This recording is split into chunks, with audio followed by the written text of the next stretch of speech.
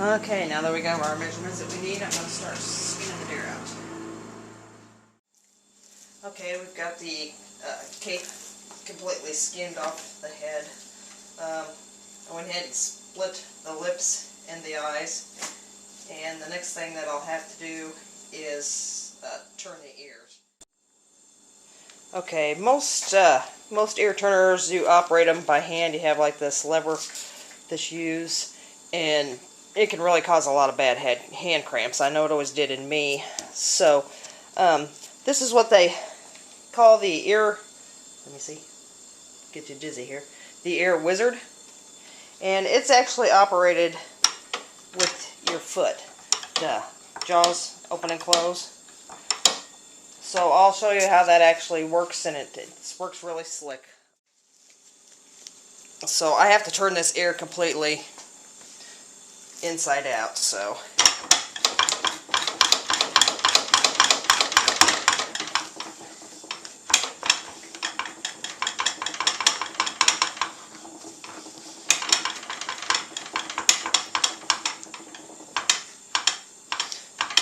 it's really a lot easier on a person than doing it with your hand. I just can't hardly do it with my hand. If you get one that's really stubborn, they're almost next to impossible to get turned. One that's got like scarring and stuff, they scar up, and it's really hard to get them turned. I'm going to go from one side to the other. Just kind of want to hold it up there. The way I do on this and stuff is I just kind of tap it a little bit, just enough to kind of pop it loose. And if you like the way it looks like this works, if you frequent the taxidermy forums at all, the guy goes by the name, I believe it's Squirrel Hunter on there, or if you just look up ear wizard, ear opener on the taxidermy forums, you probably find where he's was selling these. I don't know if he still is this year or not. I assume that he probably is. But this will make your turning ears and stuff a lot easier. And I've used this for bobcats and coyotes, deer, you name it. I've used it for just about all of them. And I will turn the final little bit by hand. I'm going to do another shameless plug for a friend of mine. This is Whitetail Designer Systems stop rod.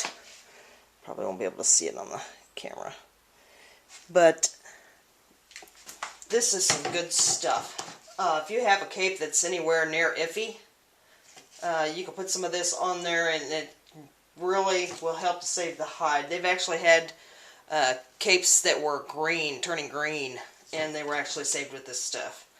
I generally keep this on hand. What I'll do is I'll go ahead and put some of this on this cape and then let it sit for probably an hour or whatever, and then I'll use it on I'll take and run it across my fleshing machine to get all this fat and stuff off. But this stuff will help to lift that fat, and it penetrates into the hide and actually helps to save the hide.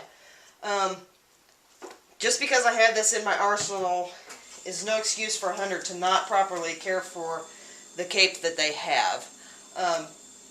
Whenever you shoot your animal, as soon as you possibly can, get this to your taxidermist, because every hour that goes by, the bacteria build up in this cape, and eventually it will start to go bad, and the hair will start to slip, and you just don't end up with a quality mount that you possibly could have if you brought the cape to the taxidermist as soon as you possibly could.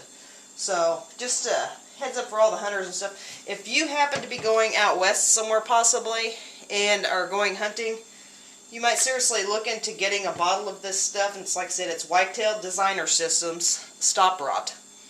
But look into getting a bottle of this to actually take with you. And if the outfitter by chance would to cape the antelope or the elk or whatever it is out, if they cape that for you, I highly recommend putting this on there. This can be put on there, it can be put in the freezer. Actually, it works best if you put it in the freezer and just let it set. But this will help a lot towards keeping the cape in the best possible condition you can. And also, if you send your capes out to a tannery, a lot of the tanneries are actually using this. So just a heads up, I'll put some of this on here and rub it in so you can see what it actually does for the cape. And you want to make sure you need to brush this on. I usually just pour some on by hand and then just rub it in with my hand. It's like I said, it lifts blood spots. If there's like gunshot wounds, it'll lift the blood out of the gunshot wound. And it just really makes it for a nicer tan. When you actually do get around to tanning it and pickling it and stuff, it just seems to plump the hide up really nicely. So I'll just continue rubbing this all over the hide, and then I'll roll it up and we'll flesh it later. I don't know if you could tell on this from this picture or the video, but it just really starts, the stop rod just really turns all that bloody into just kind of a pink stuff, and it actually kind of lifts it up off the hide. I don't know how to describe exactly how this works, but if I remember correctly, I think Glenn is actually like a biochemist, and this was designed by him, and he also has a line of whitetail forms that he's marketing. So we'll roll this up, I'll set it off to the side, continue caping out the other deer head, and then I'll get back to this, and we'll actually use my fleshing machine to clean this up nicely before I salt it. So later.